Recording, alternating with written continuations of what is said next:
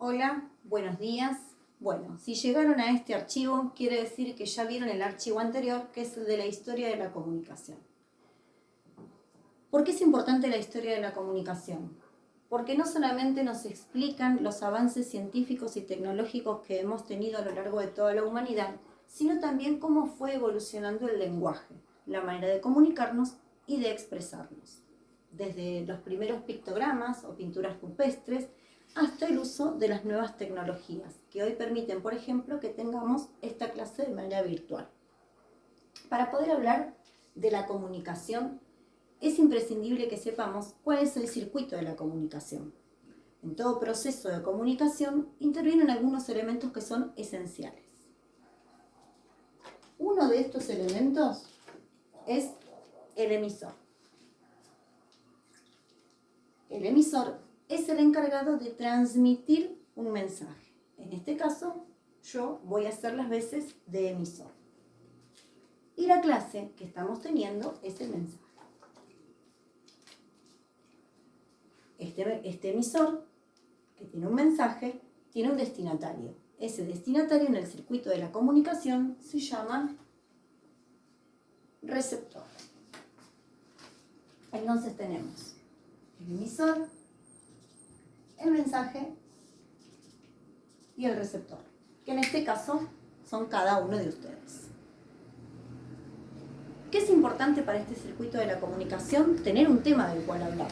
Ese tema vamos a llamarlo referente, ¿sí? El mensaje va a responder a un tema. En este caso, el título de la clase. Todo mensaje tiene un código. Este código que tiene el mensaje puede ser verbal o no verbal.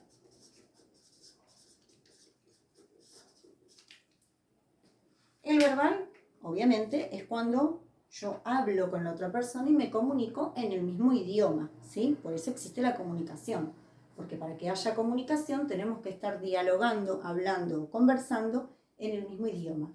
Tener un mismo código en común, ¿sí? O un mismo lenguaje de señas, o tener en claro cuáles son las señales de tránsito, que son un código en común. Como dije recién, las señales de tránsito, por ejemplo, son no verbales. Yo sé que si está la E tachadita, significa prohibido estacionar. Cuando voy caminando por la calle y veo la senda peatonal blanca, sé que tengo que cruzar por ahí. Los colores de los semáforos corresponden a un código no verbal, por ejemplo. Este código es transmitido por un canal. El canal es, en este caso, el medio físico en el cual se transmite el mensaje, ¿sí? Puede ser oral, escrito, ¿de acuerdo? Bien. Este es el circuito de la comunicación, pero hay algo importante que tenemos que tener en cuenta, que es que todo esto se da en un contexto. ¿Qué es el contexto? La circunstancia.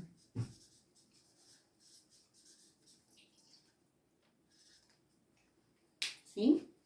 Bien. Vamos a seguir avanzando con el tema de la comunicación y vamos a llegar a lo que son las situaciones comunicativas. Las situaciones comunicativas son las que me permiten a mí tener en cuenta el tipo de registro que utilizo en una comunicación. ¿Cuáles son los tipos de registro que existen? Son dos. Uno formal y uno informal. El informal, por ejemplo, es el que tenemos con nuestros grupos de pares, con nuestros compañeros, con nuestra familia, ¿sí? Y el formal es el que tenemos con personas a lo mejor mayores o el tipo de lenguaje que utilizamos en una prueba es formal, mientras que el que utilizamos cuando dialogamos es informal, más coloquial. Bien. La situación comunicativa se da entonces en torno a un registro. vamos a hacer una síntesis hasta ahora. El circuito de la comunicación tiene un emisor, un mensaje y un receptor que mediante un canal y un código en común compartido se transmite determinado mensaje, información, en un contexto o circunstancia determinada.